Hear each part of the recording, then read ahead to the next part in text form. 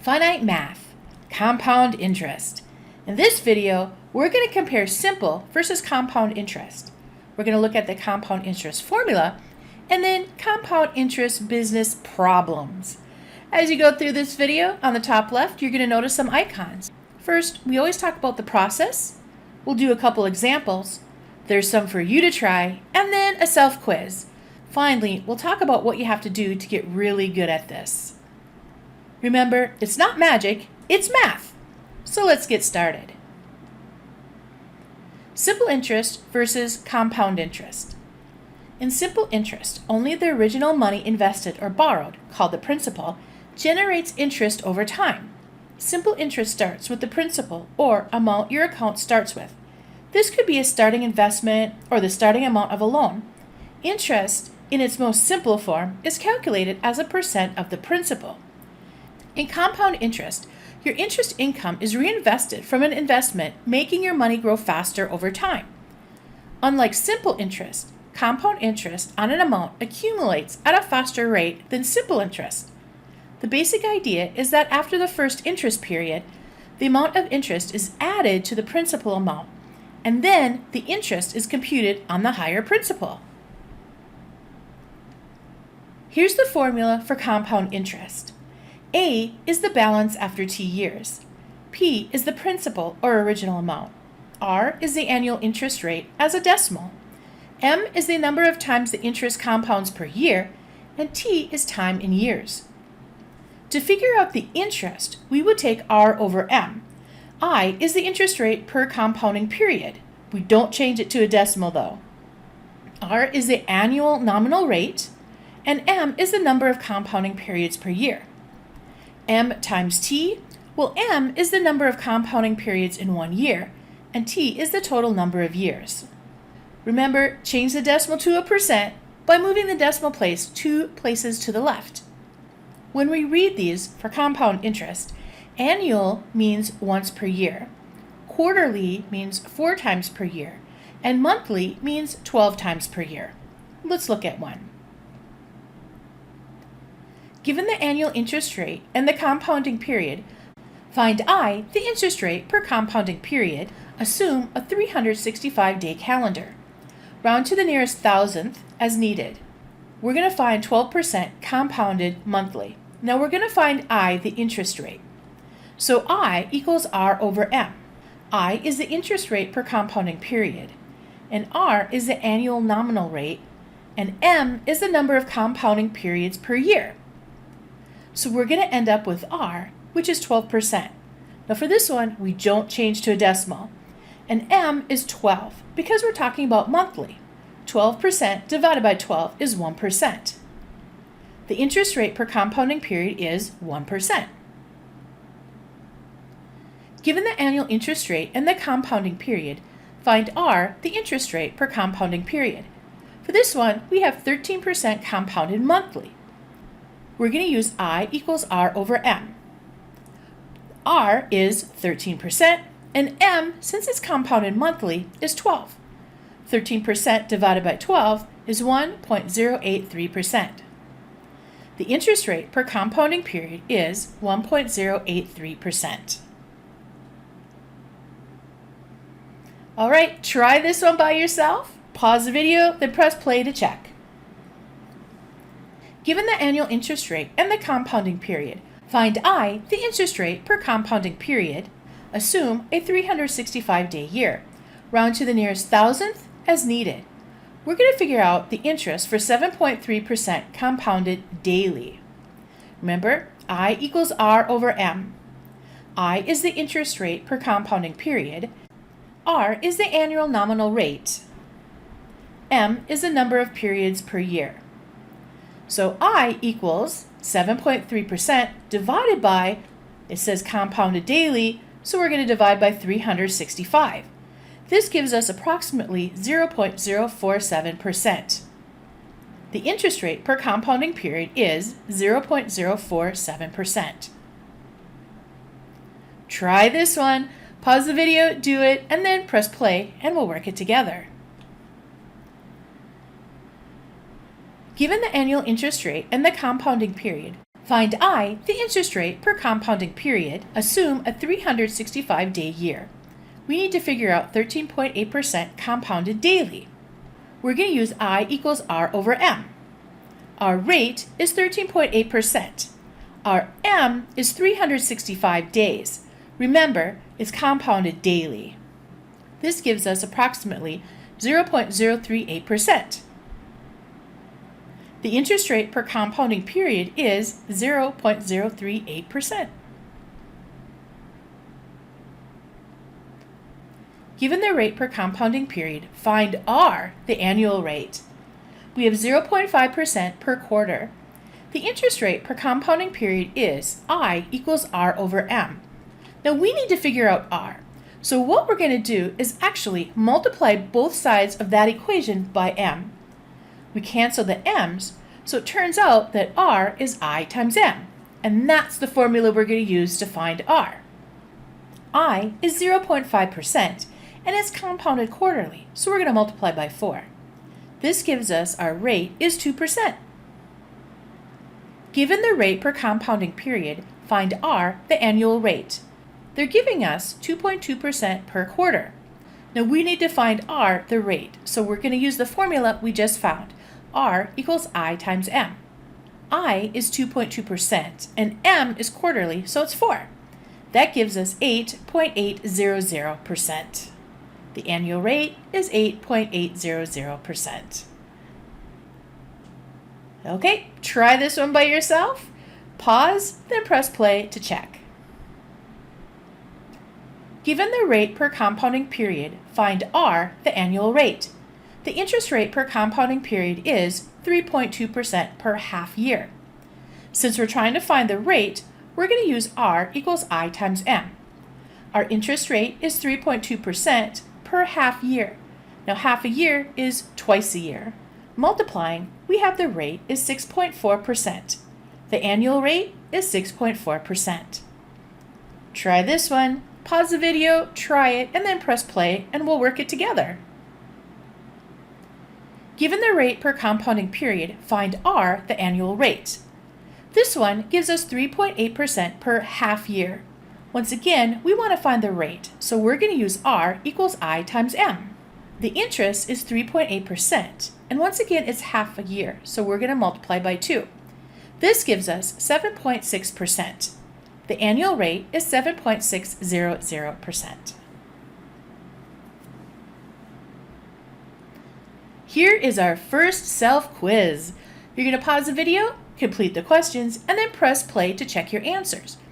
The whole purpose of a self-quiz is to see what you've learned.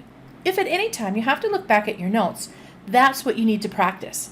And as we go through the solutions, anything that you get wrong, that's also what you need to practice. All right, pause the video. Let's look at A. Given the annual interest rate and the compounding period, find I, the interest rate per compounding period. They give us 8.3% compounded quarterly. Now we're going to use the formula I equals R over M. The interest is 8.3%, and since it's compounded quarterly, we're going to divide by 4. This gives us 2.075%. B. Given the rate per compounding period, find R, the annual rate. They give us 2.925%. Now for this one, I hope you remember that R equals I times M.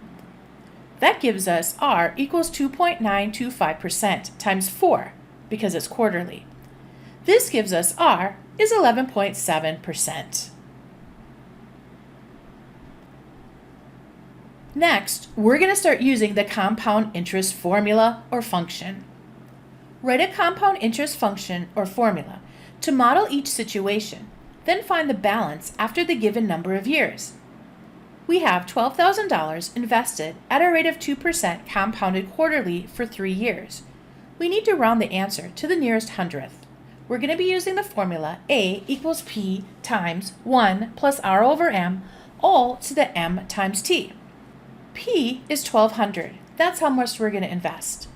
Our rate is 2%, and we have to change that to a decimal. Our M is quarterly, so that's going to be 4. And finally, our time is 3 years.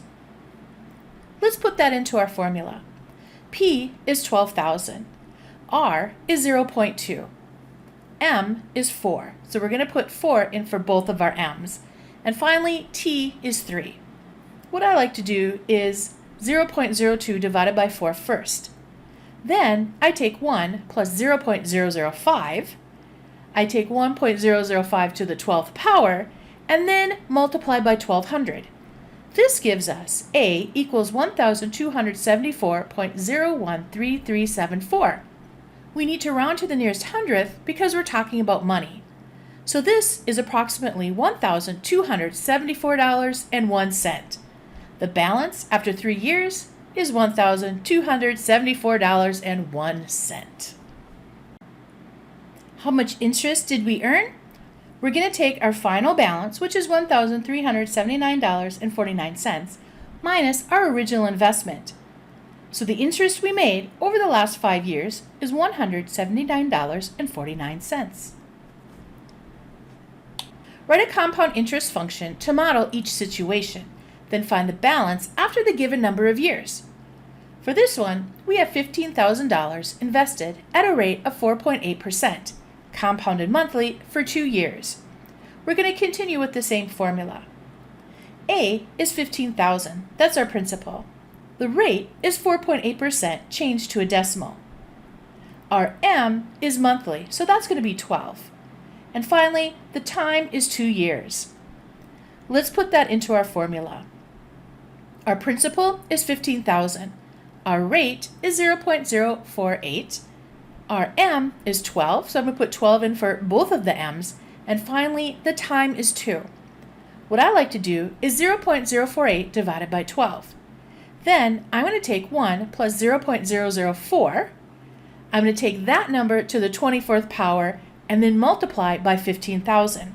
That gives us an amount of $16,508.2245. Well, the thing is that we're talking about money. So we're going to have approximately $16,508.22. So the balance after 2 years is $16,508.22. Well, how much interest is earned?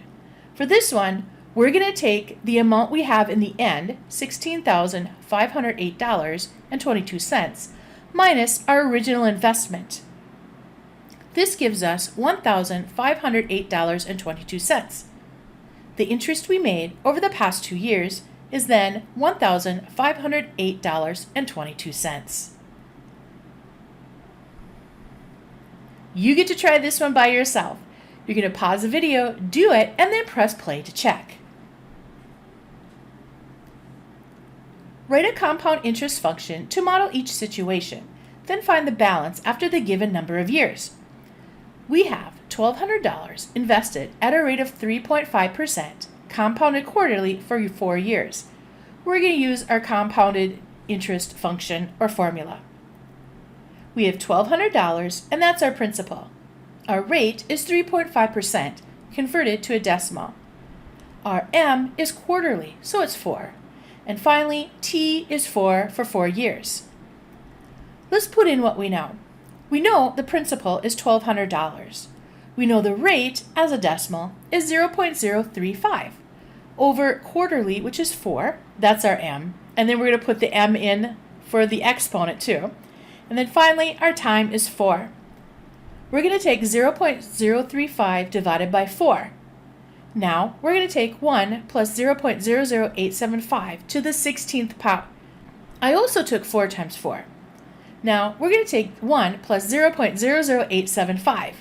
We're going to take that number to the 16th power times 1,200. We need to convert this into money. So the balance after 4 years is approximately $1,379.49. So how much interest is earned? We're going to take our final balance, $1,379.49, minus our original investment. The interest we made over the last 4 years is $179.49. All right, we are to the self-quiz, and there are 3 parts to the self-quiz. If we invest $900 at 13% compounded A, annually, B, quarterly, and then C, monthly. What is the amount after 10 years? How much interest is earned? So these are our formulas. You're going to pause the video and find annually first. Okay, let's see how you did. We're going to use our formula.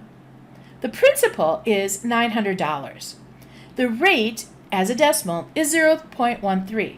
We're compounding it annually, so that's 1. That's our M.